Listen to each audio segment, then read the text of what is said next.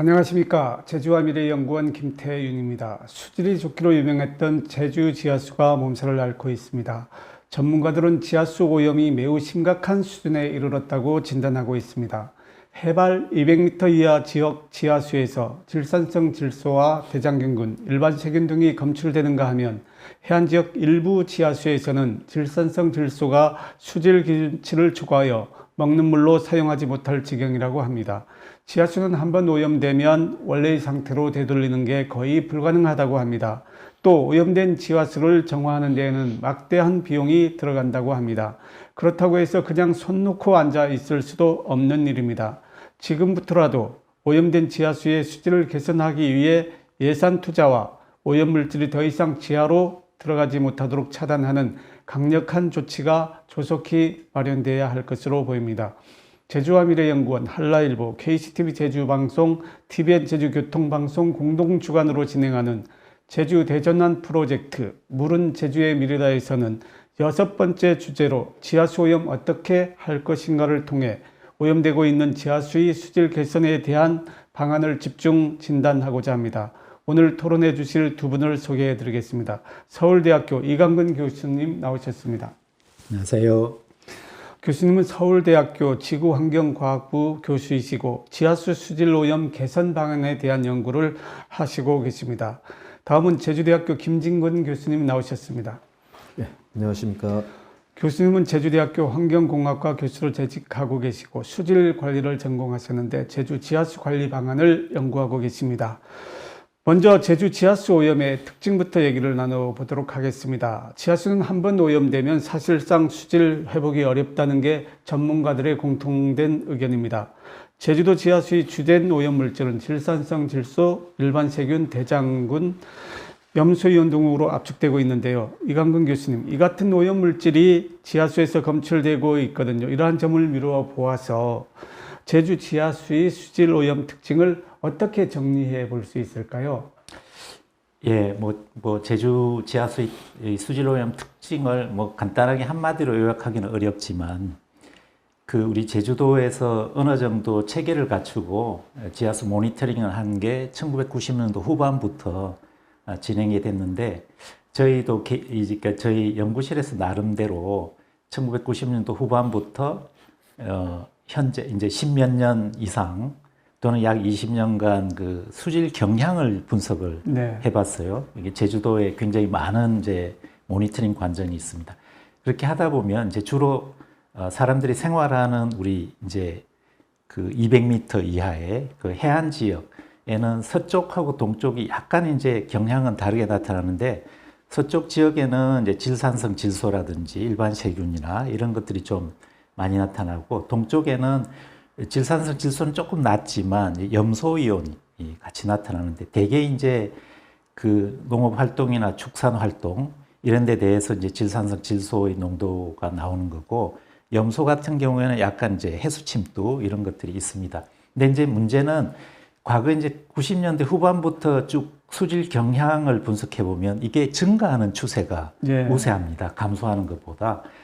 그 다음에 또 하나 이제 굉장히 특이한 사실은, 우리가 이제 이 토지 이용 용도에 따라서 수질이 어떻게 되느냐를 보면, 이게 농경이나 축산 활동이 많은 곳이 이제 증가하는 경향이 있고, 지금 이제 200m, 고도 200m 이상의 중산간 지역에서 이 자연 녹지, 초지가 농경지로 많이 바뀌었거든요. 네. 이쪽에서는 이제 질산염 이 농도가 증가하는 경향이 훨씬 더 뚜렷해요. 그래서 이런 걸로 보면은 제주의 지하수의 오염이라는 것이 자연적인 게 아니라 우리 인위적인 그런 활동에 의한 영향이다 하는 것을 명확하게 알 수 있습니다. 그래서 이제 더 중요한 문제는 지금 제주도의 광역 상수도가 전부 지하수로 공급이 되고 있거든요. 이게 이제 약 고도 200m 또는 이제 중산간 내지는 곡기 바운더리에 걸쳐 있는데, 그래서 이제 중요한 부분은 이게 제주도의 광역 상수도원까지 이제 문제가 되면 안 되기 때문에 지금 아주 시급하게 이 문제를 이제 해결해 나가는 방안을 강구해야 된다, 이렇게 생각합니다. 예, 김진근 교수님 같은 질문일 수도 있는데요. 지하수 오염원은 축산 폐수와 비료 사용, 생활 화수 등 오염원이 매우 다양한데 제주 지역의 지하수 오염원 그 실태에 대해서 좀 말씀을 해주십시오. 예, 지금 뭐 우리 사회자님께서 말씀해 주신 것처럼 우리 제주도 지하수 오염원은 크게 한 4가지 정도로 분류할 수 있을 것 같습니다. 우선은 이제 가축 분뇨가 있고요. 또 이제 가축 분뇨를 활용한 그 액비가 있고요. 다음으로 이제 화학 비료, 그다음에 이제 마지막으로는 이제 개인하수 처리 시설이 이제 가장 주요한 4가지 오염원이라고 볼 수가 있겠습니다. 이 4가지 오염원은 이제 관리를 잘하면은 우리 이제 지하수 수질에 이제 커다란 영향을 미치지 않을 수가 있는데요. 문제는 이제 이게 관리가 잘 못 돼가지고 지하로 침투할 경우에 이제 지하수 오염을 일으킬 수가 있겠습니다. 그 사례로 우리 2017년에 우리 이제 도민 여러분 많이 기억하실 것 같은데요. 당시 그 특정 지역에서 그 가축 분뇨 한 17,000톤 정도가 우리 지하로 무단 투기돼가지고 그때 상당히 심각한 그 문제를 유발한 적도 있었고요. 다음으로 이제 가축 분뇨를 활용한 이제 액비의 경우에도 이게 액비가 이제 잘 숙성이 안 되고 잘 처리가 안 된 상태에서 이제 특정 지역에 이제 집중적으로 살포할 경우에는 그게 이제 지하로 들어가가지고 이제 오염이 발생할 수가 있겠습니다. 다음으로 이제 그 농업 활동에 사용되는 이제 화학 비료인데요. 우리 화학 비료의 경우에는 제주도에서 상당히 많이 사용하고 있습니다. 그래서 뭐 지역별로 조금 편차는 있겠습니다만 평균적으로 봤을 때 육지 그 화학 비료 사용량이 한 2.4배를 우리 제주도에서 사용하고 있거든요. 그래서 이제 그런 것들이 지하로 침투될 경우에 특히 문제가 되고 있는 질산성 질소 농도를 이제 높일 수가 있겠습니다. 네 번째는 이제 개인하수 처리 시설인데요. 우리 잘 아시는 것처럼 뭐 2010년 이후로 우리 이제 제주도에 많은 그 유입 인구도 있었고요. 그러다 보니까 그 많은 이제 건축물들이 만들어졌습니다. 그래서 이제 한 2011년 정도만 해도 우리 도내에 있는 그 개인하수 처리 시설이 한 6,600개소 정도 됐거든요. 근데 이제 작년 기준으로 보면은 이게 한 1,092개소 정도 돼가지고 그 증가 정도가 한 55% 이상이 되고 있습니다. 이제 수적으로도 많이 증가했습니다만 이제 개인하수 처리 시설의 경우에 말씀드린 것처럼 이게 잘 처리가 되면은 오염을 유발하지 않을 수가 있겠습니다만 이게 이제 처리가 미흡할 경우에 이 방류수를 이제 토양 침투로 하고 있거든요. 그래서 이제 좀 처리가 미흡한 것이 바로 이제 지하에 스며드는 구조다 보니까 이러한 4가지 오염원이 있고요. 이런 4가지 오염원이 관리가 잘 안 됐을 때 그 지하수 수질 오염을 유발할 수 있다. 이렇게 말씀드릴 수가 있겠습니다. 네, 그 오염원은 그것뿐만이 아닌 것 같습니다. 지금 이용하고 있는 쓰레기 매립장은 차수막을 2중, 3중으로 해서 그 침출수가 지하로 침투되지 않는 구조로 되어 있는데요. 과거에 이용했던 쓰레기 매립장은 차수막이 없기 때문에 침출수가 그대로 지하로 침투되는 문제도 심각한 문제가 될 수 있다고 우려하고 계시는데 이런 것뿐만 아니라 뭐 유류 저장 시설 등 굉장히 이러한 것들로부터 오염도 우려되고 있는데요. 이광근 교수님, 이러한 문제에 대해서 어떻게 생각하십니까? 예, 말씀하신 것처럼 특히 이제 그런 문제가 우리나라의 다른 곳에서도 나타나는 문제고 과거에 이제 서울에서 대형 난지도 매립장에서도 비슷했지만 특히 이제 제주도에서 우려되는 부분은 그 특정 지역에 아까 그 축산분뇨 대규모 유출 건을 말씀을 하셨는데 이 제주도의 지질이 땅속으로 굉장히 이 빗물이라든지 지표상 어업 물질이 아주 굉장히 잘 스며들 수 있는 그런 구조이지 않습니까? 그래서 대규모 이런 이제 오염을 유발할 수 있는 이런 시설은 상당히 이제 제주도 같으면 취약 지구고 과거에 그런 차수막이라 이런 게 되지 않았으면 지금이라도 빨리 그런 것들을 이제 방어할 수 있는 그런 대책이 필요한 것 같습니다. 네, 고맙습니다. 지하수 오염은 그 관정을 통해서도 오염된다는 그런 지적들이 있거든요. 지하수 오염 경로로 우리가 이용하고 있는 상수원수 관정이라든지 농업용수 관정들이 있는데 이러한 상황들은 어떤가요? 이들을 통해서 오염되고 있다는 그런 그 지적들도 있는데 김진근 교수님 이에 대한 말씀을 해주신다면요. 예, 우리 이제 지표면에는 많은 이제 오염원들이 있습니다. 아까 뭐 주요 오염원 4군데 이렇게 말씀드렸습니다만 우리 이제 지하수 관정을 통해서 그 예를 들어서 이제 케이싱 외벽에 이제 공간 같은 게 있으면 이제 그쪽으로 오염 물질이 많이 이제 유입될 수가 있습니다. 그런 오염물 유입을 방지하기 위해서 사실 우리 제주도에서는 그 한 2002년부터 그 지하수 관정 개발을 할 때는 그 그라우팅을 이용해 가지고 오염물질이 유입되는 거를 이제 차단하는 그런 이제 제도를 마련했는데요. 지금 우리 도내 지하수 관정이 한 4,785개소 정도 있는데요. 그 말씀드린 그 그라우팅에 관한 제도가 시행되기 이전에 그 개발된 게 약 한 90% 정도 됩니다. 그래서 아직도 그런 지하수 관정을 통해 가지고 오염물질이 유입될 수 있는 그런 이제 취약한 곳이 많다 이렇게 말씀드릴 수가 있겠습니다. 그라우팅이 안 된 90%의 관정들은 뭐 별다른 조치가 이루어지지 않고 그대로 방치되고 있는 상황인가요? 아니면 점차적으로 이러한 문제에 대해서도 개선들을 하고 있는 건가요? 그라우팅이 잘 안 된 곳은 이제 오염에 취약하기 때문에요. 그런 이제 단계적으로 그런 것을 이제 개선하는 작업을 우리 이제 도에서도 많이 실시하고 있는데요. 아직 그 속도는 좀 미흡하다 이렇게 말씀드릴 수가 있겠습니다. 예. 지금까지 얘기를 나눠보면 아무튼 지하수 오염이 계속 되고 있고 오염된 지하수 수질 농도가 점차 상승되고 있는 그러한 과정인데 오염된 지하수에 대한 조치는 현재까지 뭐 별다른 조치가 없는 걸로 알고 있거든요. 자연적인 저감 기능에 맡겨서 개선되기를 바라는 것이 가능한 일인지 또 그렇게 하려면 어느 정도의 시간이 필요한지 이게 현실적으로 저절로 지하수 수질이 개선되기를 바랄 수 있는 건지 이광근 교수님 말씀 좀 부탁합니다. 굉장히 어려운 그 문제인데요. 지금까지 아까 말씀드렸듯이 90년대 후반부터 수질 오염의 그 추세를 봤을 때 이 주요 오염 물질의 농도가 상승하는 추세입니다. 네. 그 얘기는 지금도 현재 자연적으로 저감이 일어나고 있지만 그거보다는 우리가 인위적으로 공급하는 오염 물질의 양이 많기 때문에 그러지 않겠습니까? 네. 그래서 지금 아무런 조처를 취하지 않고 그냥 둔다면 뭐 오염 개선이 언제 될 거냐는 것보다는 지금보다 더 악화될 거다라는 걸로 뭐 예상을 할 수밖에 없고 예측을 할 수밖에 없고 이제 여러 가지 시나리오를 만들어서 우리가 획기적으로 지금 공급하는 걸 이제 방지를 한다든지 뭐 이런 여러 가지 시나리오에 따라서 계산은 여러 가지 해볼 수 있는데 그래도 지금 시급하게 굉장히 강력한 어떤 조치 이런 것들을 하지 않는다면 상당 기간 적어도 10년, 20년 이상 이 문제가 뭐 악화되는 경로로 갈 거다 그렇게 예상할 수 있습니다. 예, 여러 조사 연구 결과에 의하면 지하수에서 검출되는 질산성 질소 농도가 대체로 비가 내리지 않을 때는 다소 낮은 값을 보이다가 강우 후에는 급격히 증가하는 현상을 나타내고 있거든요. 이 같은 현상은 지층이 이미 오염되고 있는 것이 아니냐는 지적도 있습니다. 김진근 교수님, 강우 전후를 통해서 질산성 질소 농도가 크게 차이나는 이유에 대해서 어떻게 생각하고 계십니까?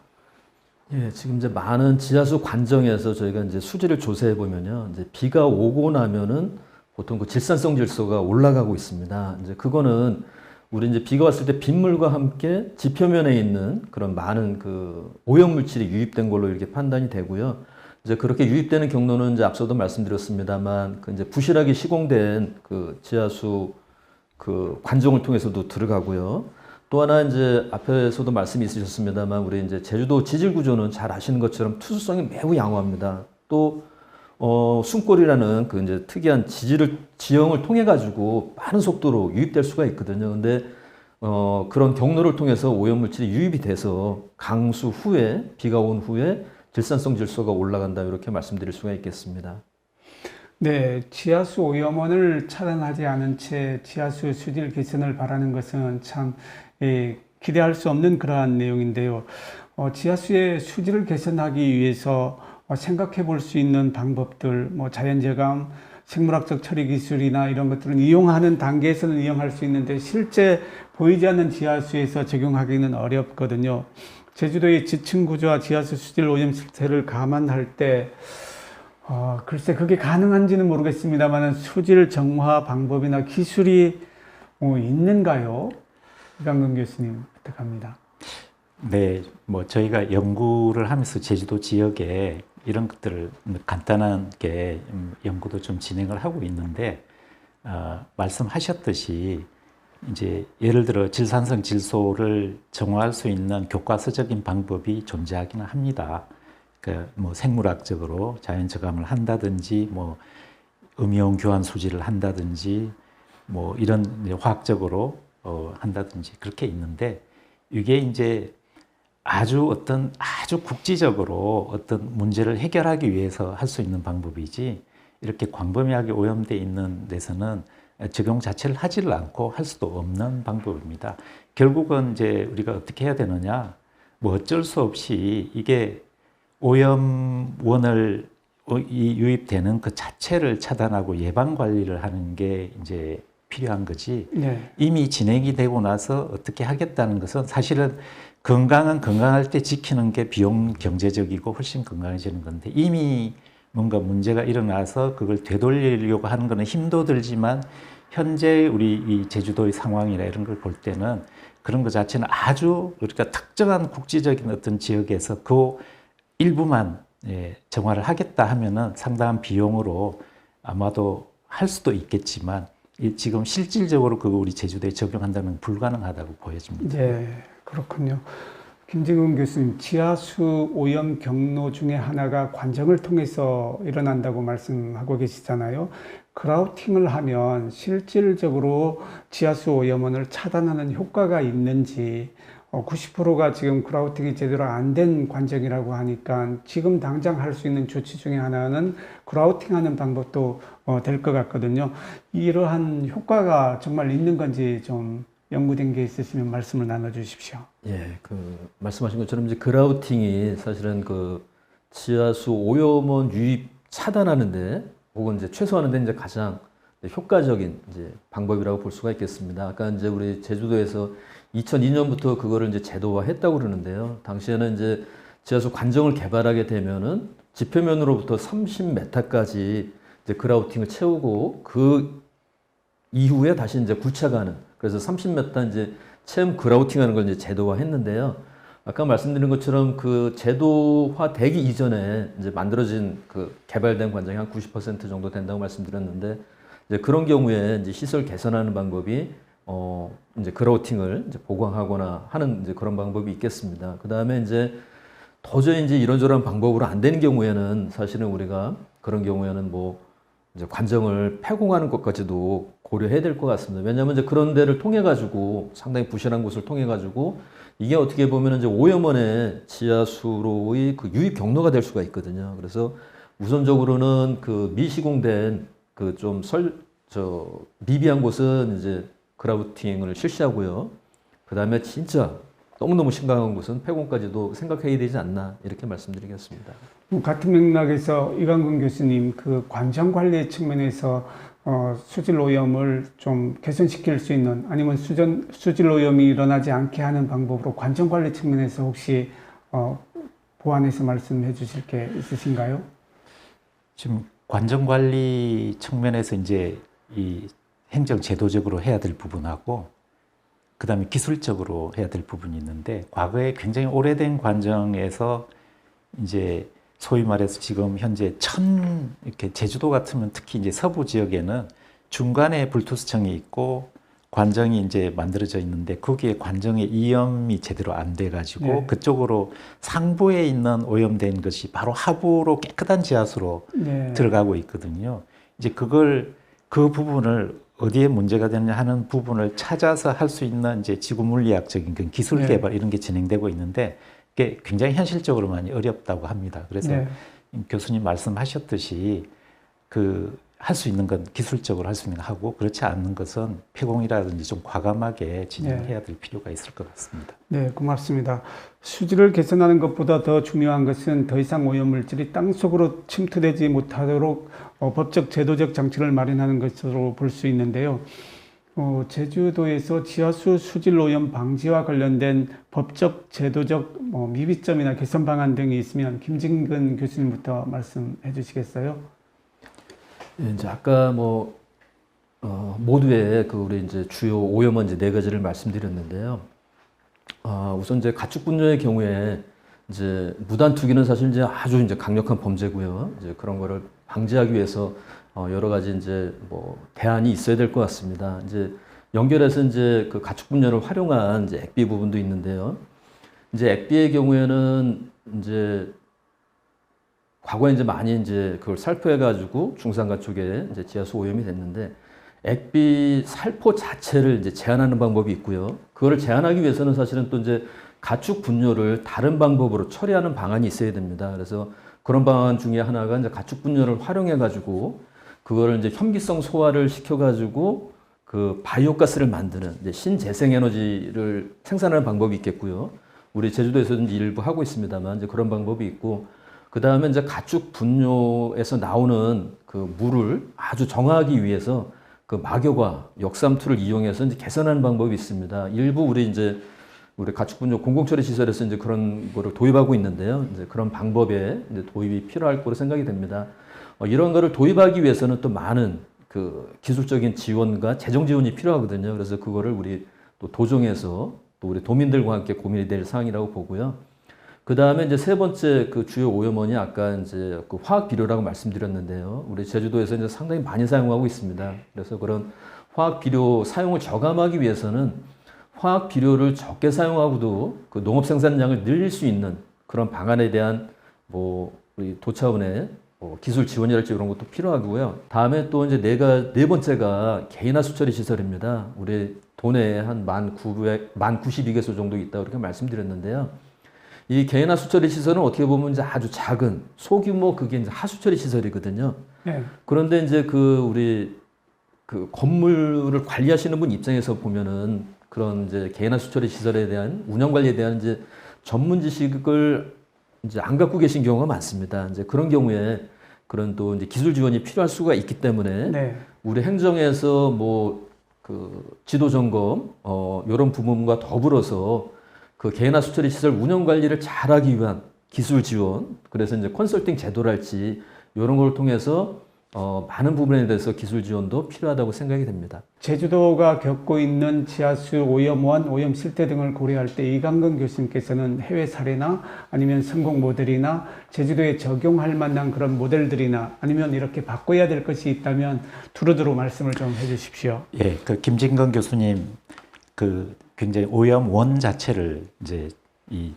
누출을 저감시키고 관리하는 걸 말씀하셨는데 또 하나는 이제 제주도에서 어디가 취약한 지역이냐 네. 아니냐 여기에 대한 정확한 소위 말해 지도 작성이 필요합니다. 네. 그래서 예를 들어 액비 살포를 하더라도 정말 직격탄으로 이렇게 영향을 받는 곳이 있거든요. 그래서 이제 저희가 일반적으로 얘기할 때는 지하수의 수질 등급에 대한 정확한 매핑이 필요하다. 네.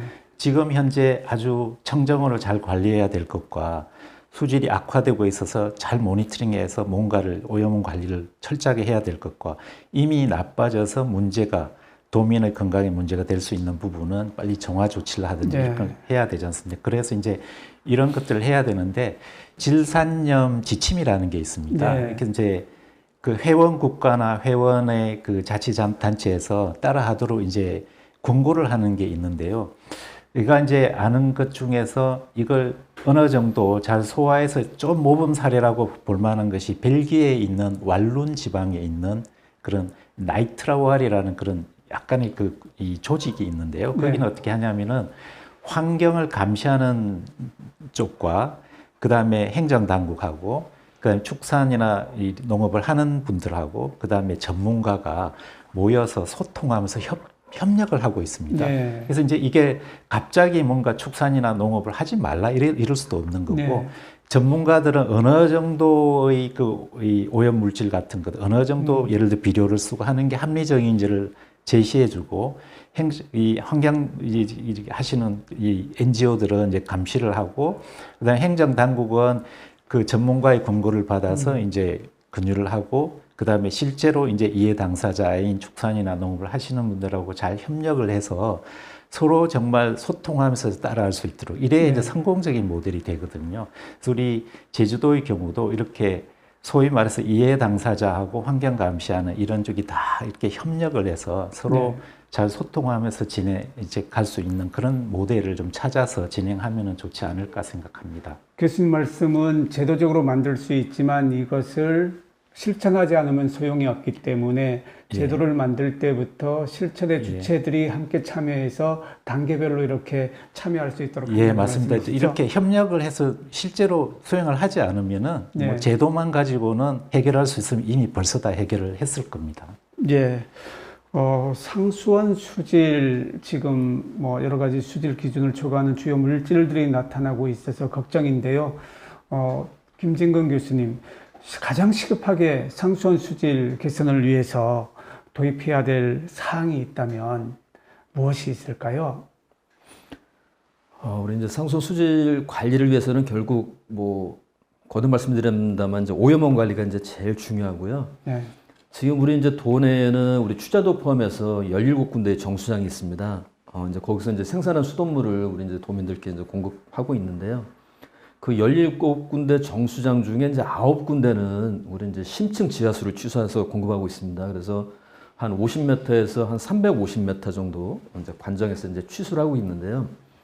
우리 보통 이제 지표수를 취수하는 정수장의 경우에는 이제 많은 이제 처리를 합니다. 수채를 하는데요. 왜냐하면 거기 이제 지표수에는 오염물질이 많기 때문에요.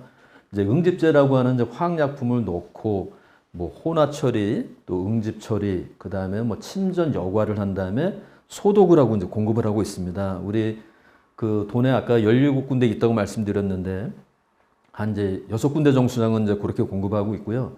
육지부는 대부분 이제 그런 식으로 하고 있습니다. 근데 우리 제주도에서 이제 9군데는 이제 우리 심층 지하수를 취수한다고 말씀드렸는데 여기는 이제 별도의 이제 오염물질이 없기 때문에요. 그 취수해서 아무 처리 안 하고 최종적으로 이제 염소 소독만 하고 이제 공급을 하고 있습니다. 네. 2, 3년 전까지 이제 계속 그렇게 해왔는데요. 최근 들어서 한 2, 3년 전부터 이제 그 심층 지하수에서도 이제 오염 현상이 관찰이 되고 있습니다. 가장 이제 최근에는 이제 애월 정수장에 있거든요. 애월 정수장의 그 상수원에서 지하수입니다만 거기서 우리 이제 지표수의 오염으로 그 추측이 되고 있는 그 분원성 대장균 이런 게 이제 검출이 됐습니다. 그러다 보니까 이 수도법에 의해 가지고 지표수의 영향을 받는 지하수의 경우에는 여과 시설을 하도록 법제화되어 있습니다. 그래서 이제 애월 정수장의 경우에는 이제 2022년 이제 여름까지 이제 막여과 시설 도입이 예정돼 있고요. 그 실제 이제 진행이 되고 있고요. 그 다음에 9군데 정수장 중에 이제 애월은 그렇게 하고 있고 나머지 8군데가 있습니다. 8군데 정수장도 그 지하수를 취수하고 있다고 말씀드렸는데 수질을 조사해 보니까 뭐 대장균도 나오고 그래서 이제 지표수에 영향을 받기 때문에 지금 이제 상하수도본부의 계획으로는 2028년까지 여기도 이제 여과시설을 다 도입하는 걸로 계획이 되어 있는데요. 여기에 소요되는 예산만 추정되는 것이 3천억이 넘고 있습니다. 엄청난 예산이고요. 이거는 또 말씀드리면은 우리가 그 지하수 수질 관리를 잘했으면은 아무 처리 안 하고 그냥 소독만 하고 마실 수가 있었는데 지하수가 오염이 되다 보니까 여기에 또 막대한 예산을 투입해 가지고 그 막여과랄지 다른 어떤 이제 여과 시설을 하고 공급을 해야 된다는 거죠. 막대한 예산이 이제 우리 도민의 이제 부담으로 올 수가 있다는 겁니다. 예, 이광근 교수님, 결국 사람이 마실 물과 뭐 가축이나 농업용수로 이용할 수 있도록 지하수를 관리해야 되는데요. 지하수 연구를 쭉 해오시면서 상수원수로 이용되고 있는 지하수를 별도로 관리할 수는 없다고 보아집니다. 하지만 그래도 좋은 상수원수를 이제 취수하기 위해서 좀 필요한 조치들이 있다면 어떤 것들이 있을까요? 아무래도 부연해서 말씀드리는 거지만 지금 사실 우리 제주에 계시는 이제 주민들께서 이 문제를 좀 아셨으면 좋겠습니다. 지금 여러분들이 마시는 물이 거의 대부분이 지하수에서 온 거고 눈에 보이지 않지만 지금 우리가 그 데이터를 볼 때는 이게 이미 심각 정도를 지나고 있다. 그래서 다 나서야 됩니다. 지금 행정당국 혼자서 할 수도 없고 주민들께서 할 수도 없기 때문에 그래서 나서서 그 협의체를 구성해서 해야 되고 일단 오염원에서 배출되는 걸 저감을 시켜야 됩니다. 그래야 미래를 이제 지하수의 미래를 담보할 수 있습니다. 네, 교수님께서 굉장히 중요한 말씀을 해주신 것 같습니다. 지하수 고갈 문제뿐만 아니라 수질 오염 방지 대책도 매우 중요한 것 같습니다. 지하수 수질 회복을 위해서는 제주특별자치도뿐만 아니라 관련 기관 그리고 또 도민들이 함께 참여하는 노력이 매우 중요하다는 말씀하셨습니다. 그러면 마무리 발언 겸 도민들에게 당부할 말씀이나 보충할 말씀을 다시 한 번만 좀 짧게 김진근 교수님부터 말씀을 해주시죠. 예, 우리 진짜 다 아시는 것처럼 우리 제주도 지하수는 진짜 생명수고 생명의 원천이라고 말씀드릴 수가 있습니다. 그래서 수질 오염을 방지하는 것이 가장 중요하고요. 뭐 다른 환경 문제도 그렇습니다만 이제 이런 거는 다 우리 모두가 가해자인 동시에 이제 피해자다 이렇게 말씀드릴 수가 있고요. 사실은 우리 제주도에 뭐 지하수뿐만 아니라 뭐 상수도, 하수도, 뭐 농업용수 전체적으로 이제 물 문제가 상당히 심각합니다. 그래서 이제 차제에 우리 이제 물에 대한 인식 대전환이 이제 필요하다고 생각이 되고요. 제가 보기에는 이제 물 문제를 해결하는 첫 번째 출발점은 진짜 물을 소중하게 생각하는 거고 또 물을 절약하는 거로 생각이 됩니다. 우리 다 아시는 것처럼 우리 제주도 과거에 물 사정이 너무너무 척박했었지 않습니까? 그래서 우리 이제 해안 근처에 이제 용천수 나오는 거를 물 허벅을 이용해 가지고 이제 그거를 기르다가 이제 생활용수로 쓰고 그러셨는데 물 허벅의 용량이 한 20리터 정도 되거든요. 지금 우리 제주도에서 하루에 1인당 물을 어느 정도 사용하시냐면 한 320리터 정도를 사용하십니다. 전국에서 상당히 높은 정도인데요. 문화생활의 차이가 있으니까 옛날이랑 지금이랑 이렇게 뭐 동등하게 비교는 할 수 없겠습니다만 3인 가족으로 치면 하루에 사용하는 물 사용량이 허벅으로 치면 50번입니다. 네. 그러니까 50번을 물 허벅을 갖고 왔다 갔다 이제 하셔야 되는 이제 그런 상황이거든요. 그런 정도로 이제 물 사용량이 높은데 그래서 이제 320리터라고 말씀드렸는데 우리 대한민국의 평균은 한 295리터 정도 됩니다. 그래서 대한민국 평균보다 우리 제주도가 한 8.5% 높고요. 또 중요한 거는 뭐냐면은 최근 10년간의 우리 물 사용량을 이렇게 분석해 봤더니요. 매년 2% 정도 증가하고 있는데요. 우리 전국 평균으로 보면은 그 물 사용량도 전국적으로는 증가하고 있습니다만 그 비율이 한 0.65% 정도 됩니다. 네.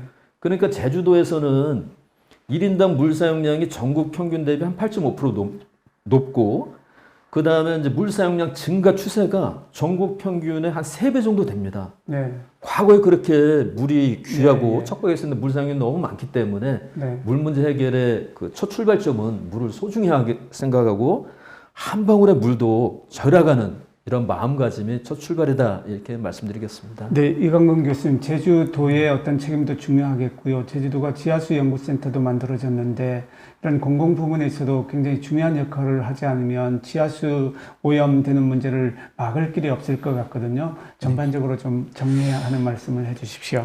제가 생각할 때 제주도는 눈에 보이는 땅 위에 보물이 있고 눈에 보이지 않는 땅 네. 아래쪽에 지하에 보물이 있는데 위쪽에는 자연유산 지질공원 이런 걸로 세계 네. 지질공원 대표되는 정말 아름다운 그렇죠. 경관 있고 정말 또 공기도 맑은 공기입니다. 땅 밑에는 정말 삼다수급의 맑은 지하수가 있습니다.